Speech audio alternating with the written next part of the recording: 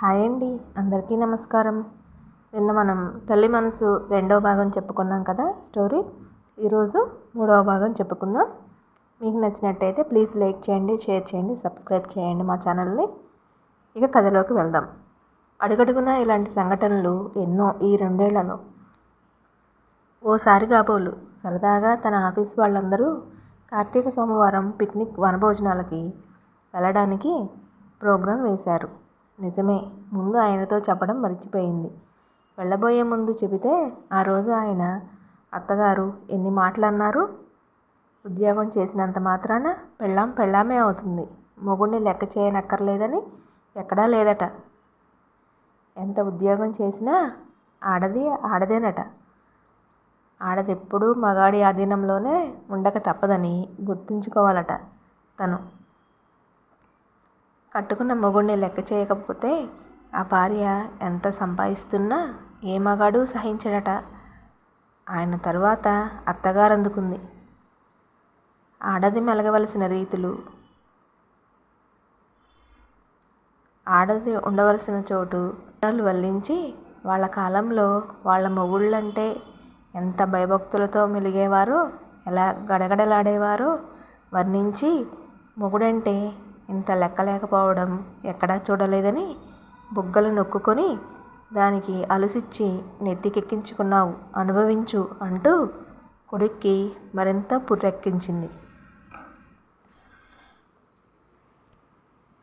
ఆ రోజు ఎన్నడూ రానంత కోపం వచ్చింది కమలకి.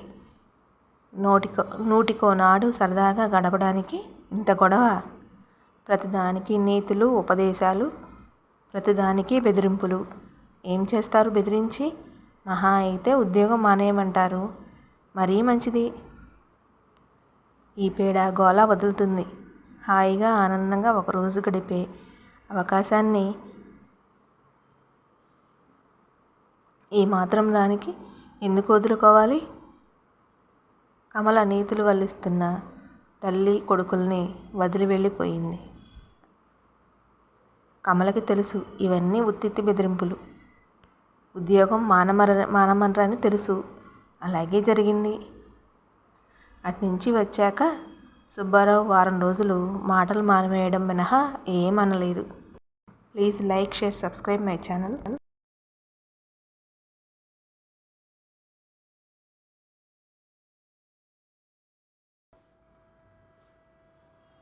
ఇవన్నీ ఓ ఎత్తు. 3 నెలల నుంచి తన ఒంట్లో బాగులేని సంగతి సుబ్బారావుకి తెలియని సంగతి కాదు.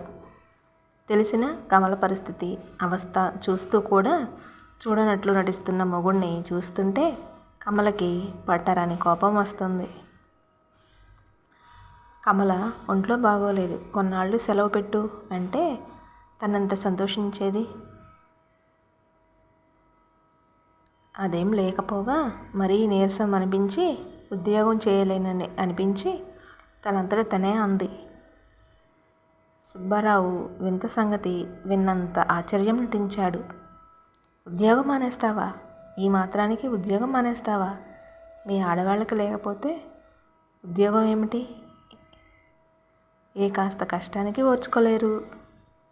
ఈనాటికి నీవే పిల్లల్ని కనబోతున్నట్లున్నావు, ఇంత హడావిడి చేస్తున్నావు అని ముందు కాస్త విసురుగా మాట్లాడాడు. తన మొహం చూసి చప్పున సర్దుకుని శాంతంగా నచ్చజెప్పడం ఆరంభించాడు. కమల, ఈ ఉద్యోగం వదిలేస్తే కావాలన్నప్పుడు మళ్ళీ దొరుకుతుందా? ఈ ఉద్యోగం కోసం ఎన్నో చోట్ల ప్రయత్నం చేశానో మర్చిపోయావా? ఆ వేళకి ఎలాగో మెటర్నిటీ లీవ్ ఉంటుంది. ఉద్యోగం మానేస్తే ఎలా చెప్పు? ఎంతో ప్రేమగా అన్నాడు. కమల ఏమంటుంది?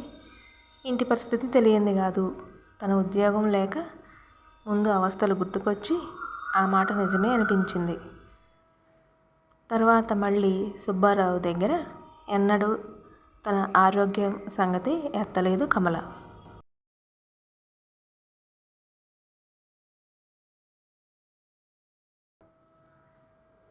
ఇన్నాళ్ళు ఎలాగో గడిచిపోయాయి రోజులు. కానీ బాబు పుట్టాక ఉద్యోగం చేయాలంటే కమల మనసు అంత చంటివాడిని వదిలి వెళ్ళడానికి ఒప్పుకోలేదు. అసలు ఉద్యోగంలో చేరేటప్పుడు పిల్లలు పుట్టే వరకు ఇంట్లో ఊరికే కూర్చొని ఏం చేస్తావమ్మా, జానకి ఉండనే ఉన్నారు పని చూసుకోవడానికి అన్నాడు సుబ్బారావు. ఆ మాట నిజమే గనక అప్పుడు ఉద్యోగం చేయడానికి తనకేం అభ్యంతరం లేదు. కానీ ఇప్పుడు బాబు పుట్టాడు. ఒక్క నెల రోజులు మాత్రమే ఇంటి పట్టున ఉంది కమల. ఎలాగండి బాబుని వదిలి ఆఫీస్కి వెళ్ళడం? పొద్దున వెళ్ళిన దాన్ని సాయంత్రం వరకు ఎలా వదిలి ఉండడం? పని మానేస్తాను కమల అంది సెలవు అయిపోయాక. సుబ్బారావు కాస్త మొహం చిట్లించాడు. ఏం పిల్లలున్న వాళ్ళెవరూ ఉద్యోగాలు చేయడం లేదా ఏమిటి? వాడికి ఎలాగో పోతపాలేగా. అమ్మ జానకి ఆ మాత్రం చూడలేరా ఏమిటి వాడిని?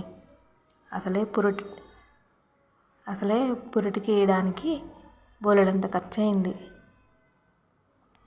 ఇప్పుడు బాబుకి పాల డబ్బాలు అవి మరింత ఖర్చు పెరిగింది. మానేస్తే ఎలా అన్నాడు.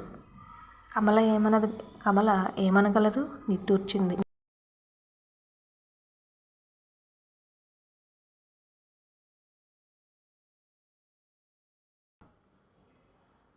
ఆఫీసులో ఉన్నంతసేపు కొడుకు మీదే ప్రాణాలుంటాయి కమలకి. ఏడుస్తున్నాడేమో. జానకి ఆ పాల సీసా సరిగ్గా కడిగిందో లేదో, బట్టలు మార్చిందో, తడి బట్టల్లో నానుతున్నాడో. అసలే ఆ జానకి పుస్తకాలంటే ఒళ్ళు తెలియదు. బాబుకి వేళ్ళకి పాలు కలపడం మర్చిపోయిందో. అనుక్షణం కొడుకు మీదే ఆమె మనసంతా ఉండేది. పని మీద మనసు నిలిచేది కాదు. ఆఫీసు వదలగానే ఉరుకులు పరుగులతో వచ్చి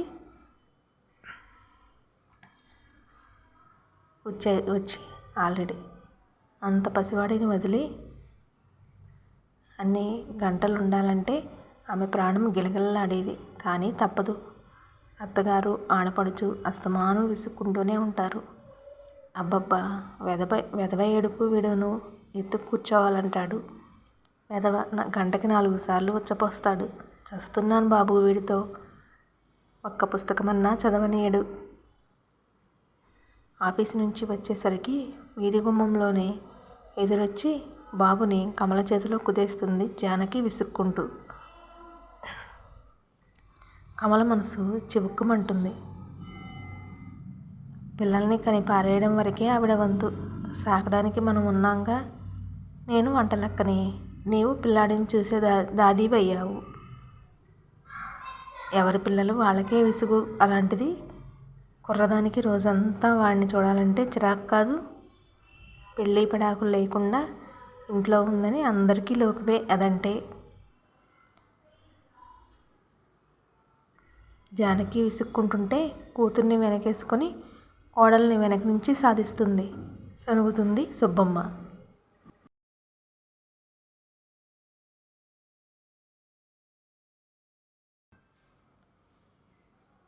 కమల ఏమనగలదు?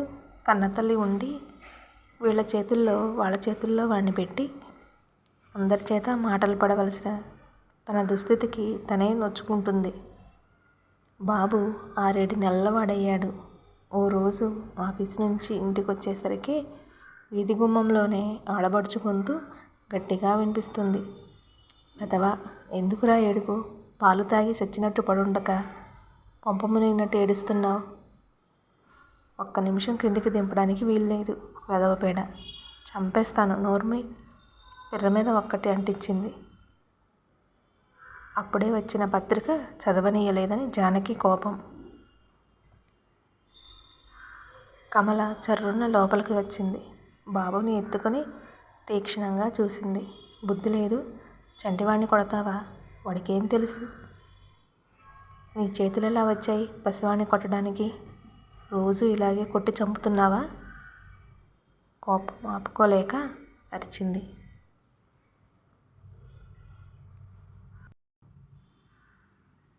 వదినగారి కోపం చూసి తను కొట్టడం చూసిందని కాస్త జంకింది. జానకి కాని కూతురు తరపున తల్లి వకాల్తా పుచ్చుకొని కోడల్ని ఎడాపెడా దులిపేసింది. అను అను దాన్నే అను. నీకేమో రోజంతా హాయిగా ఊర్లు వెళ్తావు. అదే కన్నట్టు రోజంతా వాడిని అది సాకాలి. చిన్నపిల్ల, దానికి ఓ సరదా పాడు లేకుండా నీ పిల్లాడిని సాకడమే పని. ఏదో నీ కింద బంట్రోతులా కాస్త విసుక్కుందని తిట్టిపోస్తున్నావు. ఇలాంటి ఉచ్చళ్ళు పీతల్లో ఎత్తిపోసే కర్మ దానికి ఏమిటి? చాకరీ చేయించుకోవటమే కాక అథారిటీ కూడా చలాయిస్తున్నావు. గయ్యమని లేచింది. ఓ అరగంట పట్టుకొని కోడల్ని దులిపింది. కమల నోరు మూసుకుంది. తప్పు తనది కానీ వాళ్ళది కాదు. తప్పు తనది కానీ వాళ్ళది కాదు. నిజమే, ఇంకో అమ్మ కన్నపిల్లల్ని సాకాలంటే ఎవరికి మాత్రం విసుగు కాదు. ఆ రాత్రి సుబ్బారావుతో జరిగిందంతా చెప్పింది కమల. బాబుని అలా వాళ్ళ చేతుల్లో పెట్టి ఉద్యోగం చేస్తూ నానా మాటలు పడలేనని కళ్ళంట నీళ్లు పెట్టుకుంది.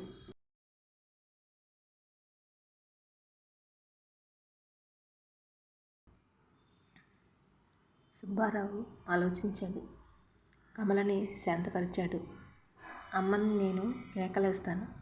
ఉద్యోగం మానేస్తే ఎలా చెప్పు అంటూ ఓదార్చాడు. మర్నాడు పొద్దున్నే తల్లితో గట్టిగా చెప్పాడు. సుబ్బమ్మ వంటింట్లో చతికిలబడి కళ్ళు ఒత్తుకుంటూ కూర్చుంది. అనండి నాయనా అనండి.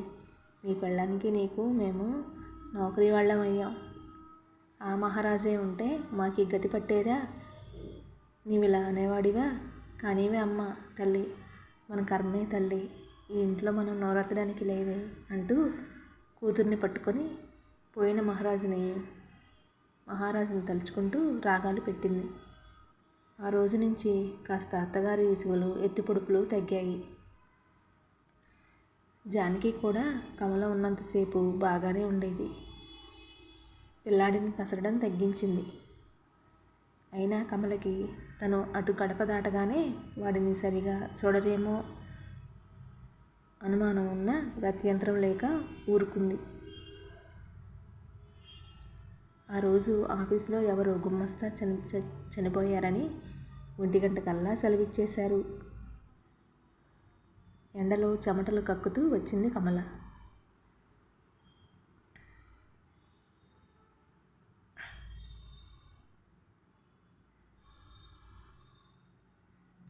వీధిలో బాబు ఏడుపు తారాస్థాయిలో వినిపిస్తుంటే ఎందుకు ఏడుస్తున్నాడో అనుకుంటూ గబగబా నడిచింది కమల. గుమ్మంలో అడుగు పెడుతూనే ఉయ్యాలలో బాబు గొక్కపట్టి ఏడుస్తున్నాడు. గబాలన బాబు దగ్గరికి ఉరికింది కమల. ఎంతసేపటి నుంచి ఏడుస్తున్నాడో గాని బాబు మొహం అంతా తడిసిపోయి ఎర్రబడిపోయింది. ఏడ్చి ఇంకా ఏడవడానికి ఓపిక లేనట్టు కమలను చూడగానే చేతులు చాపాడు 9 నెలల బాబు. Please like, share, subscribe my channel. గబుక్కున ఎత్తుకొని గుండెల కదుముకుంది కమల. జానకి కోసం చూసింది. ఎందుకు ఏడుస్తున్నాడో కారణం తెలియక అత్తగారిని అడగడానికి వంటింట్లోకి వెళ్ళింది కమల.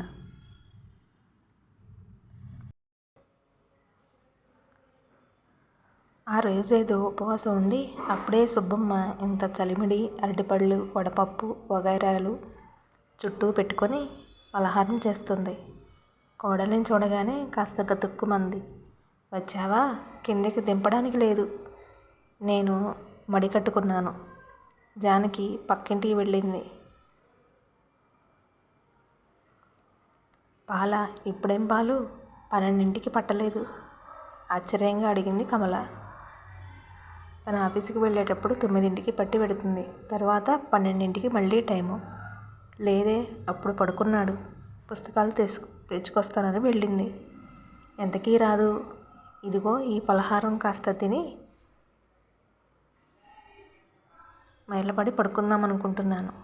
రానే వచ్చావు నిర్వికారంగా అంది సుబ్బమ్మ. కమల నోటమాట రాకుండా నిలబడిపోయింది. 9ంటికి తాగిన పాలు దగ్గర 2 అవుతుంది. అంటే బాబు ఎంత లేదన్నా గంట నుంచి ఆకలికి ఏడుస్తున్నాడన్నమాట. కడుపు తరుక్కుపోయింది కమలకి. కమల తల తిరిగిపోయింది. పసివాడు ఆకలికి ఏడుస్తుంటే ఎంత నిశ్చింతగా కూర్చొని పలహారం చేస్తుంది. రోజు ఇలాగే ఆకలికి అలమటిస్తుంటే వాళ్ళకు తోచినప్పుడు ఎప్పుడో పాలు పడుతున్నారన్నమాట.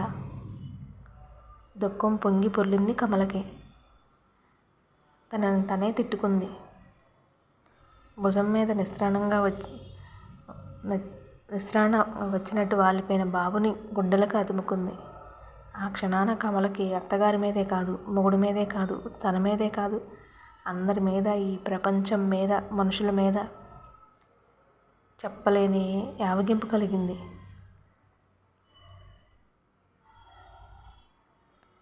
అత్తగారిని ఆవిడ తింటున్న చలిమిడి ముద్దలా చేసి మింగాలనిపించింది. బాబుకి పాలు కలుపుతుంటే అలా చెంపలంబడి కారిపోతున్న కన్నీటిని తుడుచుకునే ప్రయత్నం చేయలేదు కమల.